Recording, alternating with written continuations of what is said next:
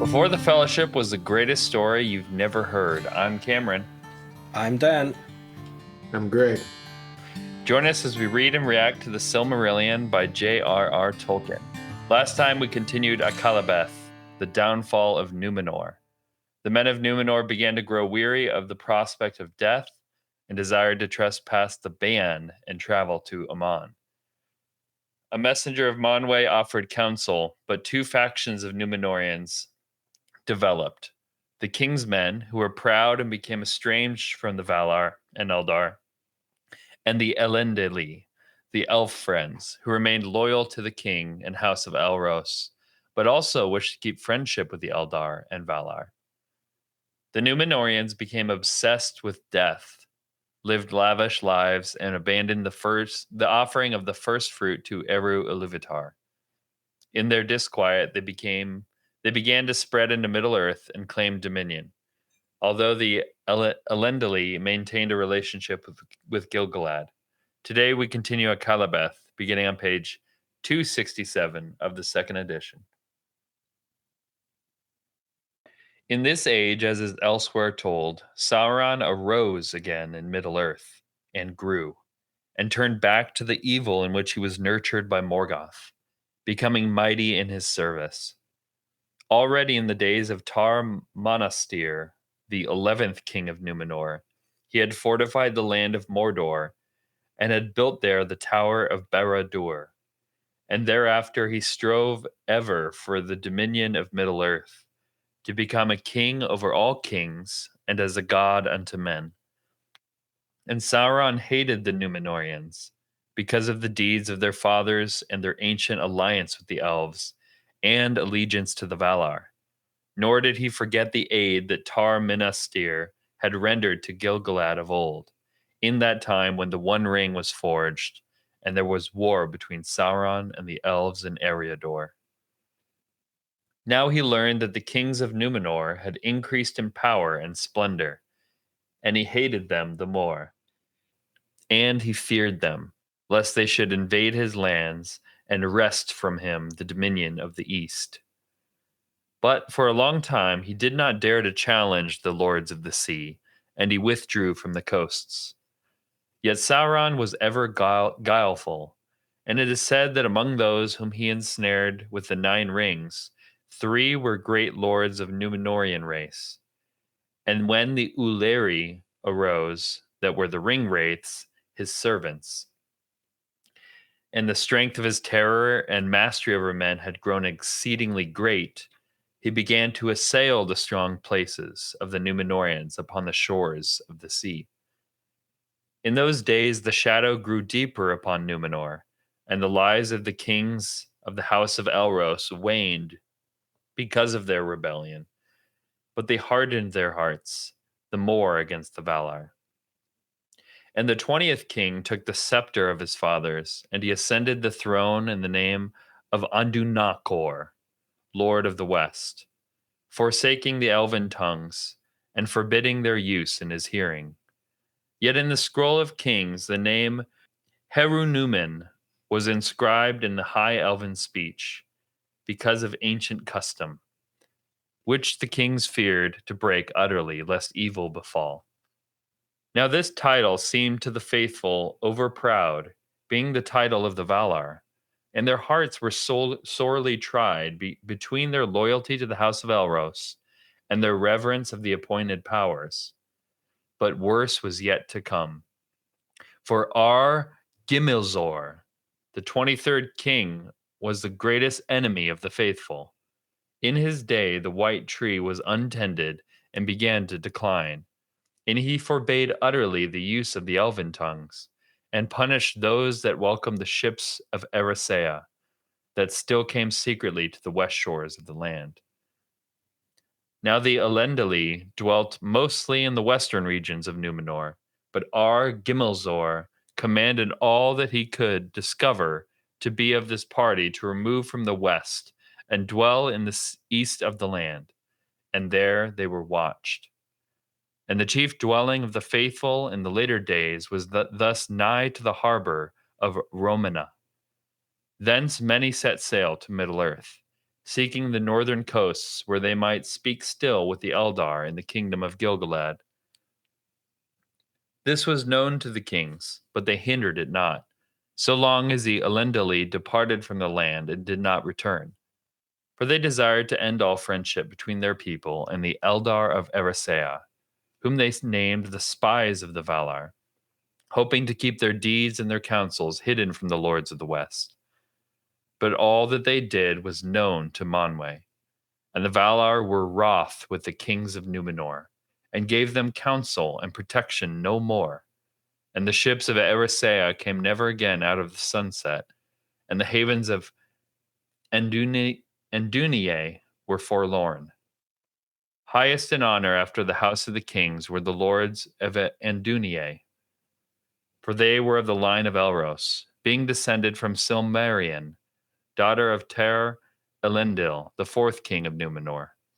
And these lords were loyal to the kings, and revered them. And the lord of Anduniae was ever among the chief counselors of the scepter. Yet also from the beginning they bore a special love to the Eldar, and reverence for the Valar. And as the shadow grew, they aided the faithful as they could. But for long they did not declare themselves openly, and sought rather to amend the hearts of the lords of the scepter with wiser counsels. There was a lady in Zilbeth, renowned for her beauty, and her mother was Lindorie, sister of Earindur, the lord of Anduniae, in the days of Ar-Sakalthor, father of Ar-Gimmelzor. Gimmelzor took her to wife, though this was little to her liking, for she was in heart one of the faithful, being taught by her mother. But the kings and their sons were grown proud and not to be gainsaid in their wishes. No love was there between Ar-Gimmelzor and his queen, or between their sons. Inziladun the elder was like his mother in mind as in body, but Gimmelkad the younger went with his father, unless he were yet prouder and more wilful. To him, Ar-Gimmelzor would have yielded the scepter rather than to the elder son, if the laws had allowed. But when Inziladun ascended to the scepter, he took again a title in the elven tongue as of old, calling himself Tar-Palantir, for he was far-sighted both in eye and in mind, and even those that hated him feared his words as those of a true seer. He gave peace for a while to the faithful, and he went once more to due seasons to the hallow of Eru upon the Meneltarma, which Ar-Gimmelzor had forsaken. The white tree he tended again with honor, and he prophesied, saying that when the tree perished, then also would the line of the kings come to its end. But his repentance was too late to appease the anger of the Valar with the insolence of his fathers, of which the greater part of his people did not repent. And Gimmelkad was strong and ungentle, and he took the leadership of those that had been called the king's men, and opposed the will of his brother as openly as he dared, and yet more in secret. Thus the days of Tar-Palantir became darkened with grief, and he would spend much of his time in the west, and there ascended often the ancient tower of King Minastir, upon the hill of Oromet, nigh to Anduniae, whence he gazed westward in yearning, hoping to see, maybe, some sail upon the sea. But no ship came ever again from the west to Númenor, and Avalone was veiled in cloud. Now Gimmelkad died 2 years before his 200th year, which was accounted an early death for one of Elros' line, even if in its waning. But this brought no peace to the king, for Pharazón, son of Gimmelkad, had become a man yet more restless and eager for wealth and power than his father. He had fared often abroad, as a leader in the wars that the Númenoreans made in the coastlands of Middle-earth, seeking to extend their dominion over men. And thus he had won great renown as a captain, both by land and by sea. Therefore, when he came back to Númenor, hearing of his father's death, the hearts of the people were turned to him, for he brought with him great wealth, and was for the time free in his giving. And it came to pass that Tar-Palantir grew weary of grief and died. He had no son, but a daughter only, whom he named Miriel in the Elven tongue. And to her now by right and the laws of the Númenoreans came the scepter. But Pharazôn took her to wife against her will, doing evil in this, and evil also in that the laws of Númenor did not permit the marriage, even in the royal house, of those more nearly akin than cousins in the second degree. And when they were wedded, he seized the scepter into his own hand, taking the title Ar-Pharazôn, Tar-Calion in the Elven tongue. And the name of his queen he changed to Ar-Zimrafel. The mightiest and proudest was Ar-Pharazón the Golden, of all those that had wielded the scepter of the Sea King since the foundation of Númenor. And 24 kings and queens had ruled the Númenoreans before, and slept now in their deep tombs under the mount of Meneltarma, lying upon beds of gold. And sitting upon his carven throne in the city of Armenelos, in the glory of his power, he brooded darkly, thinking of war. For he had learned in Middle-earth of the strength of the realm of Sauron, and of his hatred of Westerness. And now there came to him the masters of ships and captains returning out of the east, and they reported that Sauron was putting forth his might, since Ar-Pharazôn had gone back from Middle-earth. And he was pressing down upon the cities by the coasts, and he had taken now the title of King of Men, and declared his purpose to drive the Númenorians into the sea, and destroy even Númenor, if that might be. Great was the anger of Ar-Pharazôn at these tidings, and as he pondered long in secret, his heart was filled with the desire of power unbounded, and the sole dominion of his will. And he determined without counsel of the Valar, or the aid of any wisdom but his own, that the title of King of Men he would himself claim, and would compel Sauron to become his vassal and his servant. For in his pride he deemed that no king should ever arise so mighty as to vie with the heir of Erendil. Therefore he began in that time to smithy great hoard of weapons, and many ships of war he built and stored them with his arms. And when all was made ready, he himself set sail with his host into the east. And men saw his sails coming up out of the sunset, dyed as with scarlet, and gleaming with red and gold. And fear fell upon the dwellers by the coasts, and they fled far away. But the fleet came at last to that place that was called Umbar, where was the mighty haven of the Númenorians that no hand had wrought. Empty and silent were all the lands about when the king of the sea marched upon Middle-earth. For 7 days he journeyed with banner and trumpet, and he came to a hill, and he went up, and he sat there his pavilion and his throne. And he sat him down in the midst of the land, and the tents of his host were ranged all about him, blue, golden, and white, as a field of tall flowers. Then he sent forth heralds, and he commanded Sauron to come before him and swear to him fealty. And Sauron came. Even from his mighty tower of Barad-dûr he came, and made no offer of battle.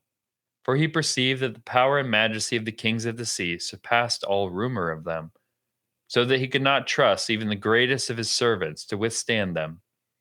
And he saw not his time yet to work his will with the Dunedain. And he was crafty, well skilled to gain what he would by subtlety when force might not avail. Therefore he humbled himself before Ar-Pharazôn and smoothed his tongue. And men wondered, for all that he said seemed fair and wise. But Ar-Pharazôn was not yet deceived, and it came into his mind that, for the better keeping of Sauron and of his oaths of fealty, he would be brought to Númenor, there to dwell as a hostage for himself and all his servants in Middle-earth. To this Sauron assented as one constrained, yet in his secret thought he received it gladly, for it chimed indeed with his desire. And Sauron passed over the sea, and looked upon the land of Númenor, and on the city of Armenelos in the days of its glory, and he was astounded. But his heart within was filled the more with envy and hate.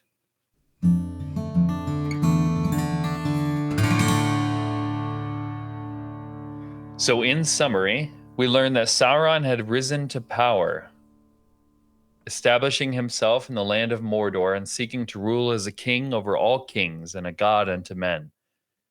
In the time that the One Ring was forged, Tar-Minastir and the Númenoreans allied themselves with the Eldar and fought against Mordor. Shadow continued to spread in Númenor as kings began to forsake friendship with the elves. The faithful Elendili are slowly pushed out of Númenor. The lands of Andúnié are a special line directly from Elros, who loved the Eldar and were once revered by the kings of Númenor, but now operate secretly, attempting to amend the hearts of the kings with wise counsel. Zilladun ascends to the throne, and being of the lords of Andúnié, takes a name in Elvish tongue, Tar-Palantir. He tends to the white tree and prophesies that the fate of the tree is tied to the Númenoreans. His attempts to amend the relationship between Númenor and Valinor fails, and eventually his nephew, Ar-Pharazón the Golden, becomes the king of Númenor. He's angered by Sauron's growing power and marches into Middle-earth and confronts Sauron. Sauron, seeing that the Númenorians have grown strong, surrenders himself, and he's taken to Númenor as a prisoner. Seems like Sauron has learned from his master, from Mordor. Oh, yeah. Yeah, and also seems like Ar-Pharazón is similar to Feanor in a sense, but more similar to Sauron because they both desire to rule over everything. In the Appendix A of the Return of the King, this is how Tolkien talks of him. He says, Ar-Pharazón the Golden was the proudest and most powerful of all kings, and no less than the kingship of the world was his desire. It's interesting. There's another guy who thinks he can destroy evil. It's interesting how the Númenorians find themselves back in Middle-earth. Like they're given Númenor as this gift, this fruitful land to be away from war, to just live, to just like chill out, dude. Like live, enjoy your life and your wives and your children and your religion. Like, but now it's super interesting. Did you notice right at the end? Did you catch that it says when Sauron, because this is the first time he ever lays eyes upon Númenor, and he was astounded by its glory and was filled with envy and hate. Like even of all the great things that he had seen in all of his time as a, in Arda. I mean, he'd been there for ages at this point, and it filled him with envy. Right? And that speaks to how amazing Númenor was in its glory, in the height of its glory. And even then, the Númenorians can't just chill out and live a peaceful life in their paradise. Like they have to. They just have this desire. Yeah. Oh man, it's such a bad idea. Like he's such a slippery snake. He just kind of willingly kind of gives himself and smooths his tongue because he knows that like this isn't my time yet. Like this isn't the moment that I can take control of the situation. Like they're too powerful right now. But if I just roll with it, I'll get in there somehow. I'm curious to find out what Sauron's plan is. Be a slippery snake. If he's gonna just plant seeds of like lies, like Morgoth did in Valinor, could be the same thing. Could be the same echo, same kind of story. Yeah. I think that's but a good it's interesting bet. that So there's pretty important line much earlier in the story, which is "and Morgoth came." It's when is it Fingolfin who's pounding on his door, and he's challenging Morgoth, and it just says "and Morgoth came." It's like 3 words that have so much terror to them. Yeah. But in this one, Sauron comes just at a bidding, and it's a much kind of subtler way to come. Like, he doesn't come to fight, he comes to talk. Yeah. Something interesting.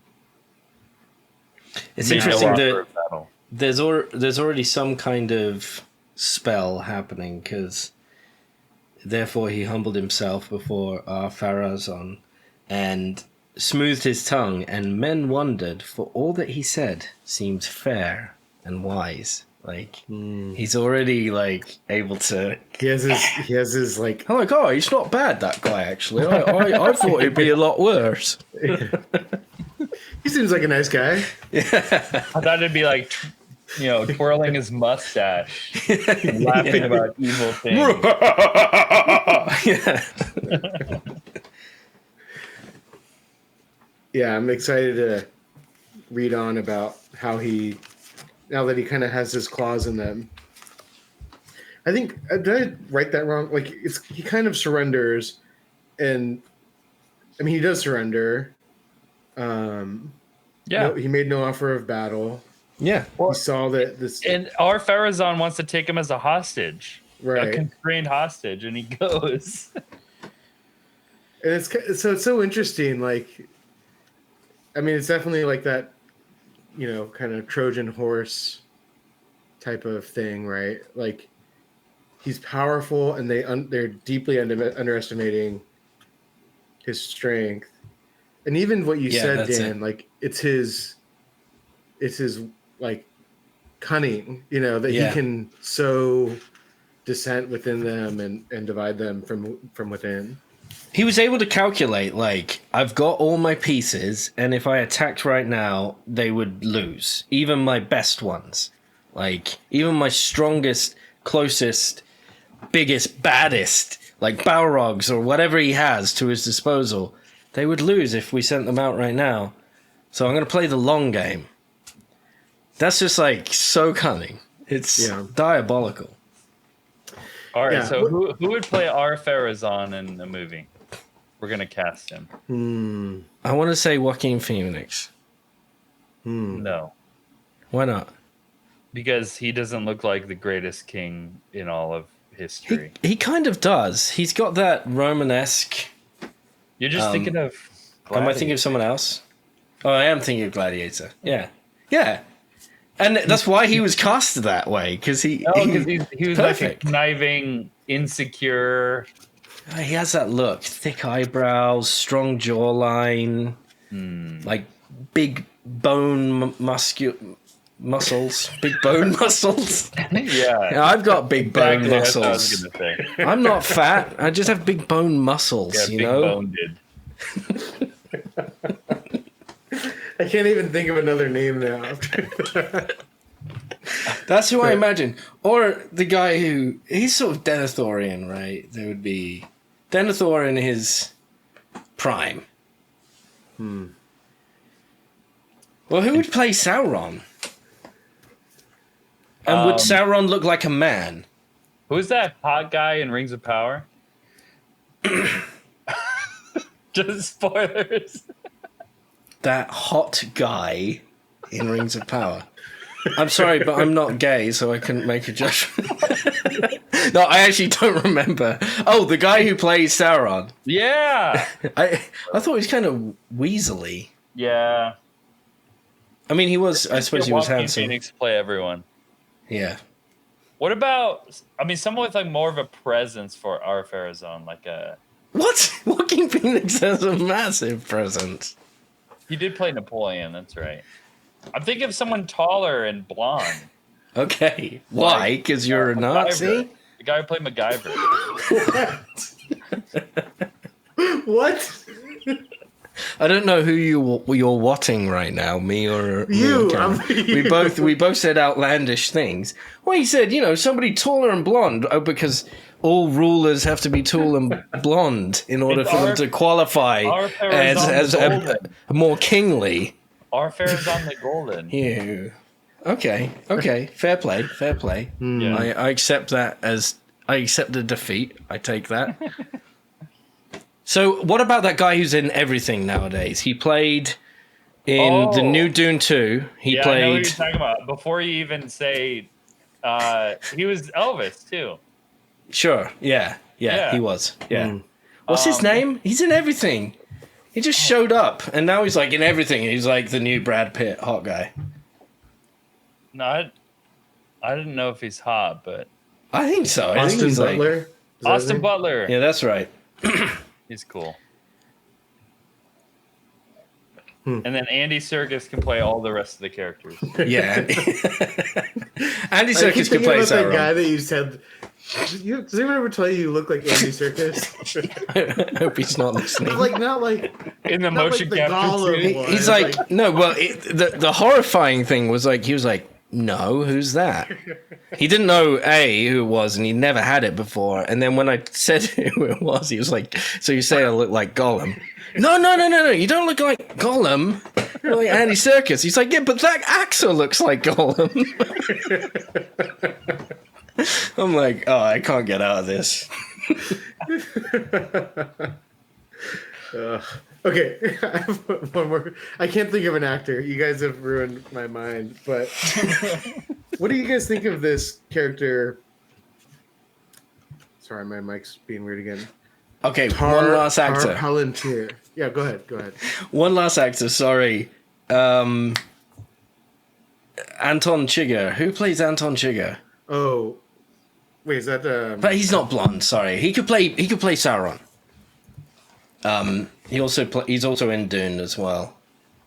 Oh, I don't know who you're talking about. Maybe Anton Chigurh from No Country for Old Men. He's a really famous actor. I just drawn a blank I thought that's who you were talking Main about. actor. Javier Bardem? Yeah, he could play a Sauron. Yeah. Anyway. Yeah, he totally could. Yeah, he's got that brooding, but he could turn on the charm. Have either of you seen the show Severance? Yes. Nope. That I feel like it's like perfectly cast. Like every actor just nails what they're trying to do. And one of my favorites who I think does that. I don't know the actor's name. Okay, I'm looking him up now. Trammell Tillman. No, never heard of him. He's the guy that plays Milchick in that. He's like kind of the muscle of the company. Like he's the one that's always like involved in the office's problems. Anyway, he does a great job of like just on a dime switching from like stern and angry to just like that like saccharine, cheery, like, all right guys, let's go, and just like, I don't know, there's something really like he kind of like what's his name, Christoph Waltz. He's a great villain in that way too, where he just like can just 0 to 60 turn on the charm, and like I feel like that's a really key quality that Sauron seems to be able to do. He totally does. Yeah. Well, anyway, you were talking about Tar-Minastir. He's like the last good king. He seemingly, and he just goes and dies on us. He just goes and looks on the hill. What he reminds me of kind of is Linus Van Pelt, from Peanuts. The one with the blanket. Not American. He's the only one who believes in the Great Pumpkin. And everyone else is like, you suck. Shut up. We hate you. Still not American. I don't know what the Great Pumpkin is, and that's embarrassing. Thanksgiving. No. Is this James and the Giant Peach? Yeah. That's knockoff? Now we're back to British. Roald Dahl. Yeah, I know that. The Great Pumpkin. He's the only one who has faith in the Great Pumpkin, and the other children mock him. What do you guys think of Benedict Cumberbatch as Sauron? I thought about that, but it's just too easy, and then they would just CGI him so he didn't look like himself. No, he just needs to look like himself. Really? Imagine him with long hair. He's kind of too theatrical in my mind. Okay. Do you know what I mean? He's like tropey. Yeah. But I wouldn't be against it for his voice, because he could turn on the Oh, he's great voices. like I mean, he did scary Smaug's voice. If you like what you hear, wait, what? No, we didn't finish talking. Oh, we might be done. I mean, there's a lot of names. Yeah, there was a lot of names. But we're hearing mostly about Númenorians, right? It's not. It's interesting that Ar-Pharazón just hears that Sauron has a big kingdom. Wait, who's Pharazón? Aris. Okay. He hears that Sauron has a strong realm, and that Sauron hates Númenor, and he's like, I'm gonna go kill him. Like that gets him to leave. How we've been our minds have just been warped by reading this filth for 2 years. We just passed over that there was like incest, and we're just like, yeah, whatever. That's normal now. Yeah, it's normal. That happens. You know, they try to stop it, but they can't. Terrible. He's really despicable. I mean, he's proud and he's strong, but I think that's one of the. I think in Tolkienese, that's like a shorthand for he's like truly despicable. Yeah. You can imagine talking to Aragorn about Ar-Pharazón, and he'd probably have some choice words about, That's right. His great grandfather or whatever. My last thought here, I think it says this is like a kind of the part that we're reading right now is 2,000 years into the history of Númenor now. So how far are we from the Third Age?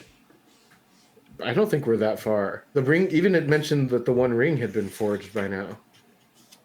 Oh right, yeah, that's right. Because it just glossed over that, but that was it did gloss over it. That's a good point. Like, there's even ring wraiths at this point. Some of these kings some of the dead kings have already like become ring wraiths. So it's interesting that we don't really get much of a backstory to those kings.